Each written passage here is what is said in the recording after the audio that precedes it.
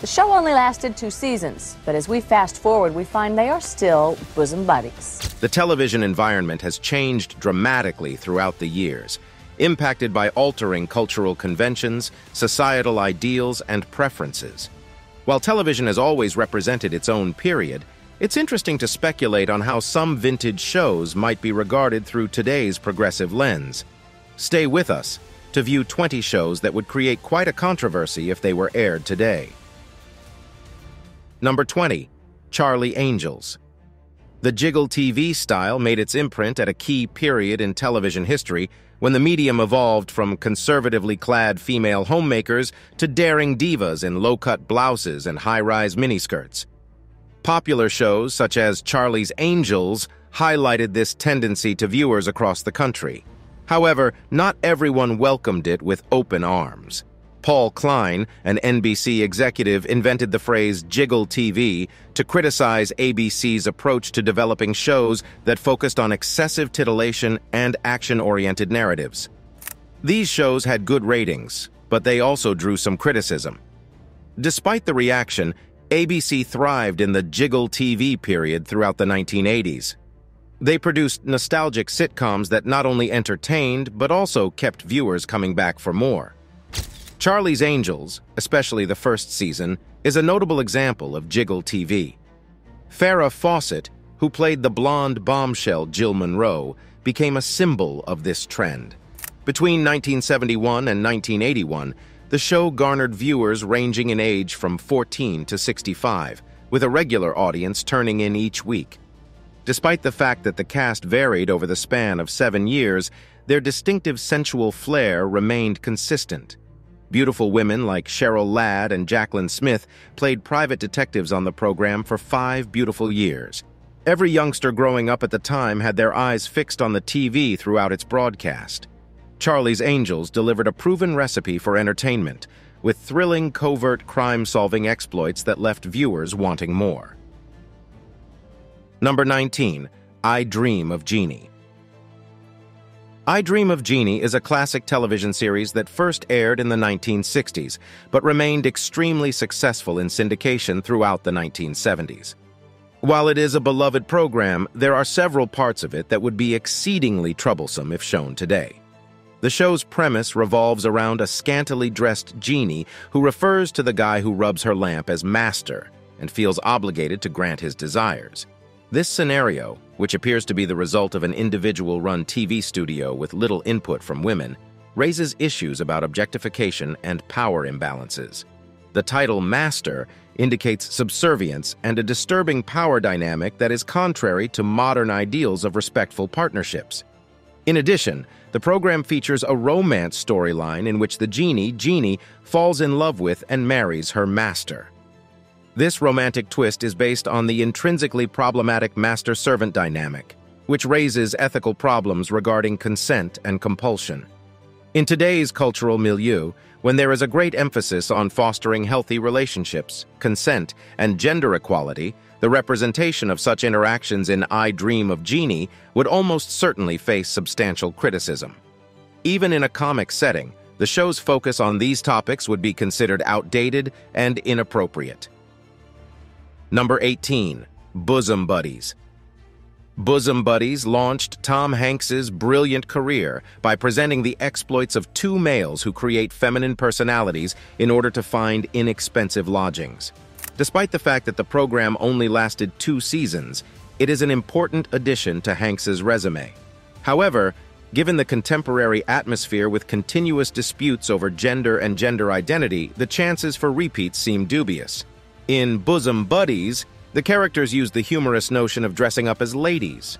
Given the heightened sensitivity around problems of gender identity, this notion, steeped in gender-based comedy, may be received with controversy and indignation in today's culture.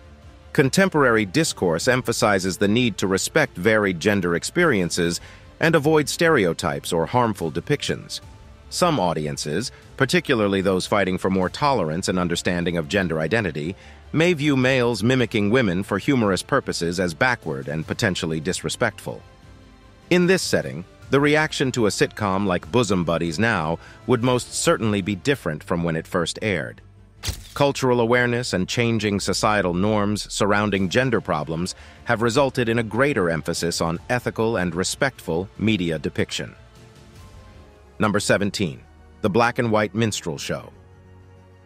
From 1958 through 1978, the Black and White Minstrel Show was a major presence on British television, earning enormous popularity during its tenure on the BBC's prime-time program. While it is classified as a variety program rather than a sitcom, it is critical to investigate its historical background and the reasons why it is viewed with significant reservations today. The title of the show, The Black and White Minstrel Show, would lead one to believe it has a different meaning in the UK.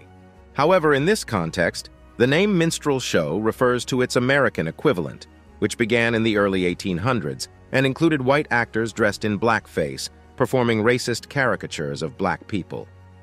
The format and substance of the Black and White Minstrel Show in the United Kingdom closely paralleled this obscene style of entertainment.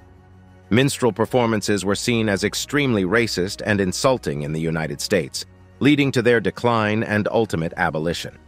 The UK, on the other hand, aired the Black and White Minstrel Show, illustrating a striking disparity in cultural sensitivity between the two countries. Even at the same time period, the show's content, which included performers in blackface and racially offensive impersonations, would have been heavily denounced and unacceptable in the United States. Today, the show's content is often seen as inappropriate and incompatible with modern ideals. Number 16. The Lone Ranger.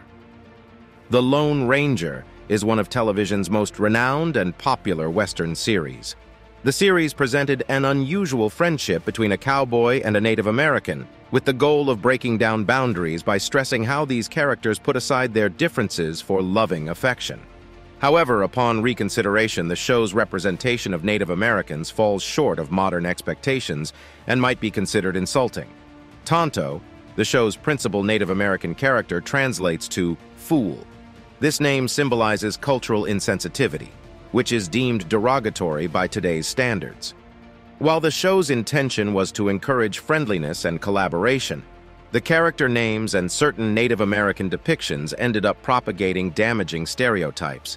In 2013, a cinematic adaptation of The Lone Ranger was released, with Johnny Depp as Tonto Depp's portrayal attempted to right certain wrongs by portraying Tonto as braver and less of a fool than in the original series. Unfortunately, the film was a commercial failure, and it did not have the intended impact of rectifying historical misrepresentations. Number 15. The Jeffersons. The Jeffersons was a hugely popular spin-off of All in the Family. The show's emphasis changed to the wealthy Jefferson family, who had accomplished the American dream by moving from working-class Queens to fashionable Manhattan. Notably, The Jeffersons was a groundbreaking program at the time because it depicted a successful African-American family. It tackled key societal concerns such as alcoholism and gun control in tandem with its predecessor. The show's investigation of difficult issues shows its dedication to pushing television's boundaries. One noteworthy episode, for example, dealt with the killing of Martin Luther King Jr., reflecting the era's racial tensions. However, The Jeffersons encountered difficulties that would make its airing in today's cultural milieu unlikely. George Jefferson, the major character, replicated the image of Archie Bunker but in an African-American environment. His chauvinistic and racially insensitive words, which range from threatening his sister-in-law to verbally attacking an interracial marriage, present him as a figure who does not reflect today's socially conscious and inclusive beliefs. Furthermore, The Jeffersons contained the use of racially derogatory language, which would definitely be considered inappropriate in today's primetime television. Number 14. Amos and Andy. Amos and Andy, one of the first popular sitcoms to feature African-American characters, sprang out of a long-running radio series of the same name. However, when it switched to television in the 1950s, it underwent a tremendous metamorphosis. The original radio sitcom included two white performers who played black characters, Charles Correll and Freeman Gosden.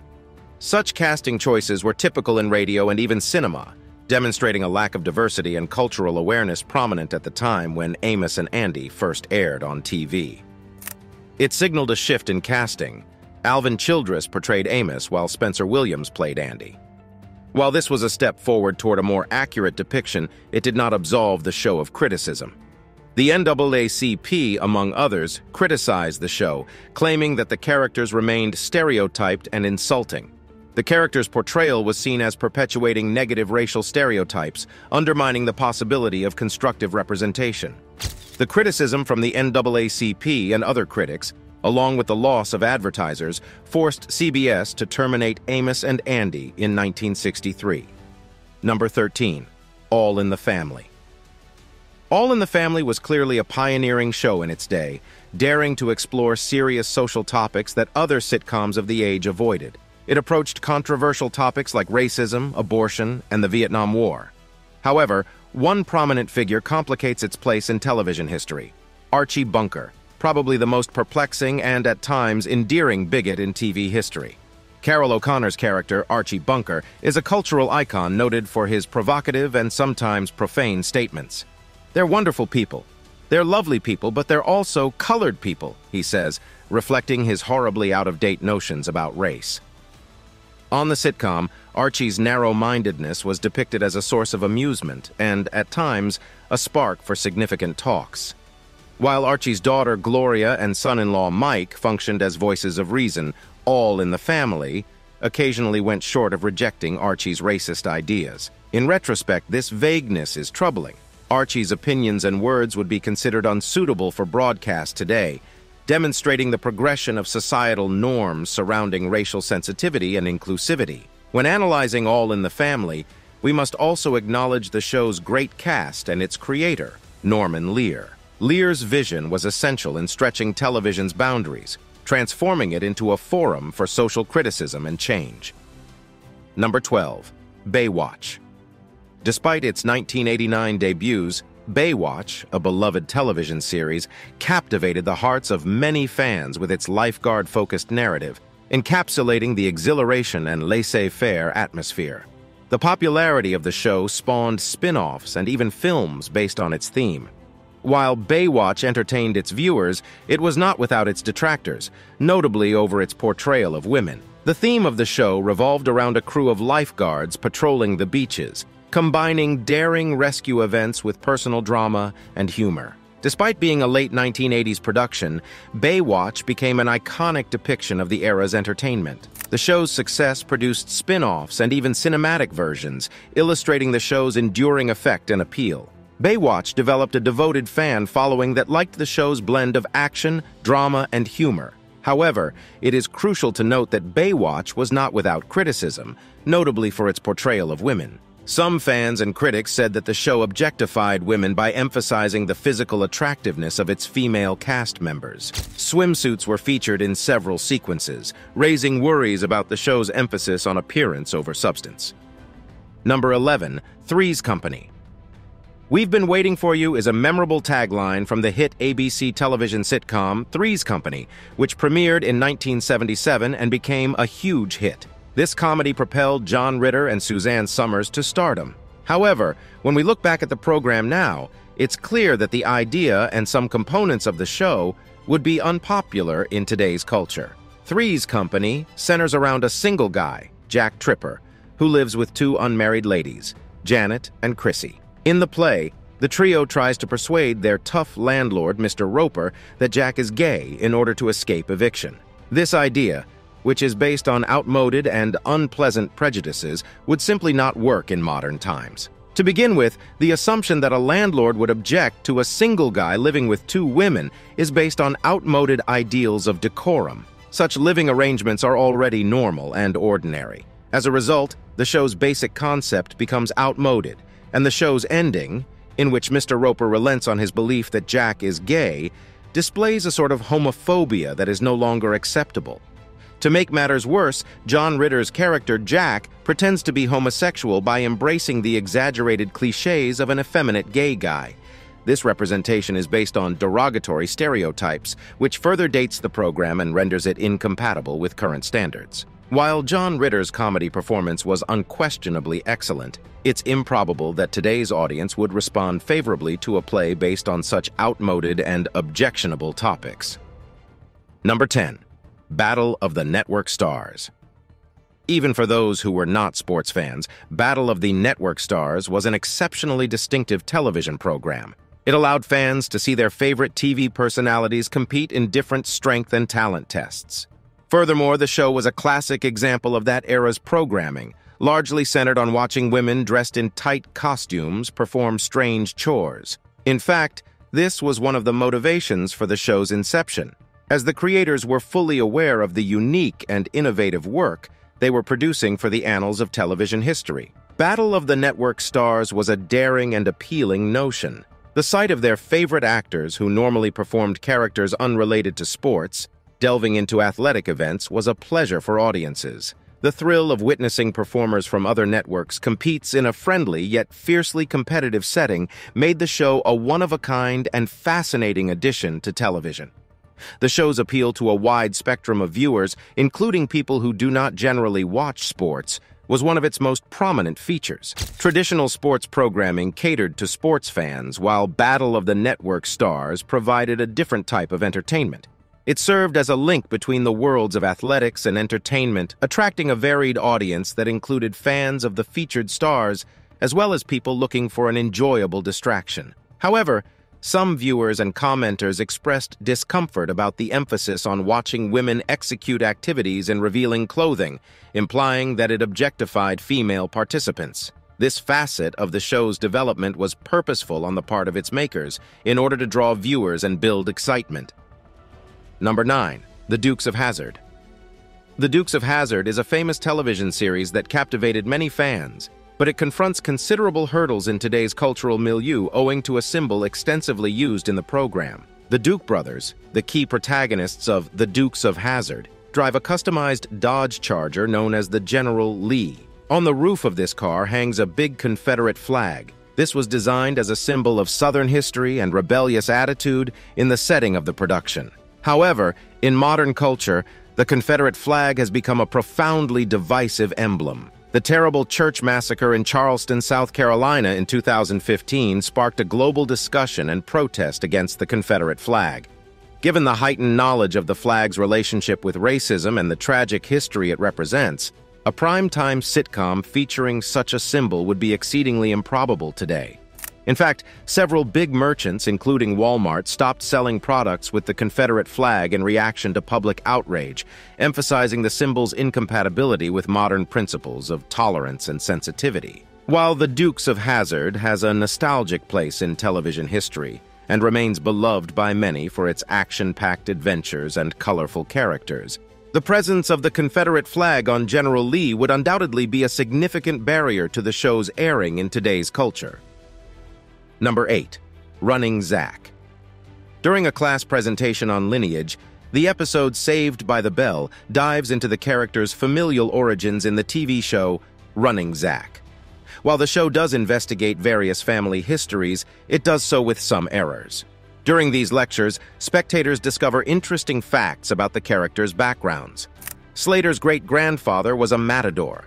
Screech's forefathers are depicted in a 1940s cartoon depiction of an Italian, Lisa's ancestors were slave dealers, and Jesse's relatives were slave traders. While these disclosures generate some amusing contrasts, they are hardly the episode's most serious flaw. The episode's turning point happens when Zack comes upon an antique photograph of a Native American guy. Zack engaged in culturally inappropriate conduct in his misguided quest to claim Native American ancestry. He uses war paint to paint Screech's face and resorts to caricatured cliches. This choice is insulting and contributes to the perpetuation of negative stereotypes. Zack is charged with coaching a genuine First Native man named Chief Henry when his instructor correctly calls him out on his lack of effort, unsuitable research, and terrible taste. While the episode may have intended to examine the individual's different origins, it eventually falls into the trap of propagating negative stereotypes, especially in its depiction of Native American culture. Number 7. Sanford and Son. Sanford and Son, a 1970s sitcom based on the British series Steptoe and Son, was about junkyard owner Fred G. Sanford and his son Lamont. Red Fox, noted for his particular humorous style, played the character of Fred Sanford, but he couldn't convey his humor to the television show. Nonetheless, the comedy in Sanford & Son was fearless, bold, and audacious. The sitcom's jokes frequently touched on delicate topics such as ethnicity and even appearances. Notably, Aunt Esther was a recurring figure who became a source of amusement. In today's cultural context, it's difficult to see a guy as forthright as Fred Sanford on television, and many of the show's jokes would be inappropriate. However, it is crucial to recognize that Sanford & Son has made an indelible mark in the records of American sitcom history. The comedy pushed limits at the time, and its willingness to discuss such delicate issues set it different from other sitcoms. It was unafraid to confront issues and use comedy to remark on cultural standards and prejudices. Today's television comedy environment has changed, with a greater focus on intellectual and responsible humor. While Fred Sanford's manner may not be appropriate for modern television, Sanford & Son is an essential cultural relic. Number 6. Punky Brewster. Punky Brewster deviated from traditional family sitcom fare with an episode titled Urban Fear. Punky, a traumatized youngster, faces a new wave of anxiety amid a mindless killing spree in their neighborhood in this episode. The storyline darkens as Henry, Punky's surrogate father figure, tries to shelter her from the sensationalism and terrible details of the ongoing events. Unlike other family sitcoms, this show adopted a plot driven by unshakable anxiety. Punky is gripped by the terrifying prospect of Henry being a victim of the unknown killer terrorizing their North Chicago neighborhood. To resolve the story's tension, the program does not rely on humorous gimmicks or frivolous exploits. Instead, it confronts Punky's tremendous anxiety, treating her inner agony with authenticity. The method does not rely on rapid repair, but instead emphasizes the continuous development of trust. Punky comes to believe that Henry will do all in his power to protect and keep her safe. Urban Fear exemplifies Punky Brewster's ability to address deep and challenging subjects within the context of a family sitcom. It deviates from the traditional comedy structure to provide viewers with a true representation of how a youngster copes with anxiety and trauma in an uncertain environment. Now let's check out today's subscriber pick. This controversial still seems to be from a decades-old show or film, but what the actress is wearing would raise some eyebrows even in this modern era of television. What is the most controversial or shocking fashion outfit you have seen on today's popular television shows? Let us know in the comments below. Number 5. Married with Children. Married with Children looked practically tailor-made as a counterweight to the growth of political correctness at the time, a phenomenon that pales in comparison to today's standards. The program delighted in its irreverence and frequently pushed the envelope with its humor. Notably, Married with Children sparked outrage when anti-obscenity activist Terry Rakolta organized a boycott in reaction to the episode Her Cups Runneth Over. There was a scene in this episode where Al Bundy was looking at a naked female mannequin. This caused Rakolta to take action, resulting in the cancellation of numerous sponsors' advertising. While Terry Rakolta's boycott was partially successful, with several sponsors withdrawing their support, it did not mark the end of Married with Children. Many of the sponsors who had previously distanced themselves from the show returned to promote during the show's commercial breaks. Despite the controversy and protests, Married with Children ran for an additional 8 years following the boycott. Throughout its run, the show retained a devoted fan following and remained a popular presence on television. Number 4. Carter Country. Carter Country was a television series with an unusual premise. A black city-educated police officer gets a position with a rural Georgia police force. It is essentially a television remake of the renowned Sidney Poitier film In the Heat of the Night. However, Carter Country tries to inject humor into the serious issue of race relations in the South, which offers enormous problems in retrospect. The program included plot lines that addressed delicate issues, such as one police officer publicly identifying as a member of the Ku Klux Klan, with the characters mainly dismissing this information. This treatment of such a serious and real-life topic in the context of a comedy feels out of place and perhaps disrespectful. Carter Country attempted to parody racism and exploit it as a source of comedy, but its heavy-handed approach would not be appropriate in today's cultural milieu. In today's world, When there is a heightened awareness of the intricacies and sensitivities of race, such a presentation of the issue would almost certainly face harsh criticism. The depiction of racism as a humorous aspect in the program may have been meant to inspire thinking and conversation, but the execution looks wrong when viewed through the lens of current sensibilities. Since the 1970s, comedy has changed dramatically, stressing a more nuanced and compassionate approach to dealing with delicate issues. Number 3. The Honeymooners. The Honeymooners has a unique position in television history as one of the first sitcoms to focus on the husband and wife relationship, as well as the everyday hardships of the working class. While some portions of the program may raise eyebrows now, it's vital to consider it from the perspective of its day. In the show, the character Ralph, played by Jackie Gleason, occasionally resorts to threatening words when he gets angry with his wife, Alice. "One of these days, Alice, pow, right to the moon," one of his most famous lines, is an example of his confrontational comedy. Such humor would be judged objectionable by current standards, indicating a time when comedy was less sensitive to themes of home dynamics. However, it is critical not to assess the entire program only on these incidents. The Honeymooners also included cheerful and touching comedy that showcased Ralph and Alice's eternal love. It gave viewers an insight into the lives of ordinary Americans, depicting the ups and downs of a working-class couple seeking a better life. The program has left a long cultural legacy by introducing some of television's most recognizable catchphrases, including, "Baby, you're the greatest," and "One of these days." These expressions continue to resonate with audiences and remain part of the American pop culture vernacular. Number 2. Mr. T and Tina.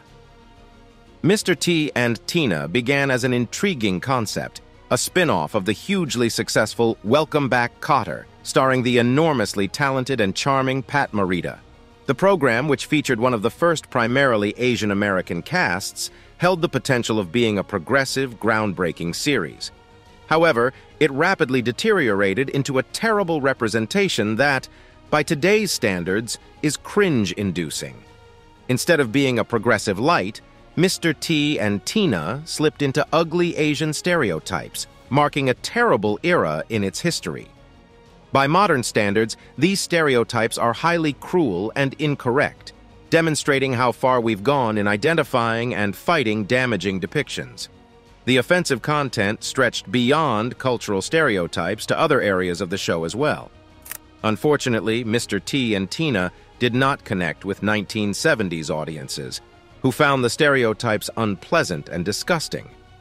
As a result, the program was terminated after only 5 episodes, demonstrating the audience's reluctance to accept such problematic depictions even at the time. The show's demise serves as a sharp reminder of the significance of ethical and respectful media depiction, even in the context of an expanding entertainment industry. Number 1. The Brady Bunch. Because of the conspicuous absence of diversity among its characters, The Brady Bunch, a renowned comedy from the past, has issues in today's society. The sitcom centers around the marriage of 2 families, presenting an idealized portrayal of a mixed, white, middle-class American family. The Bradys are the parents, their 6 children, and Alice, their white housekeeper. White individuals are also represented as the kids' neighbors and school pals. Given that the drama takes place in a Los Angeles suburb, a city known for its rich cultural variety, the absence of non-white characters stands out and raises concerns. There is a heavy emphasis on encouraging diversity and inclusion in television and other kinds of media in today's cultural scene. The absence of racial and cultural variety in The Brady Bunch strikes out as a notable deviation from these modern standards. While the show does represent vital ideals such as family, responsibility, and character development, current audiences may find it difficult to accept the show's depiction of American society's utter lack of diversity. The necessity of representing actual community diversity and encouraging good images of marginalized groups has become a top priority in modern media. We hope you enjoyed this video. We'll see you in the next one.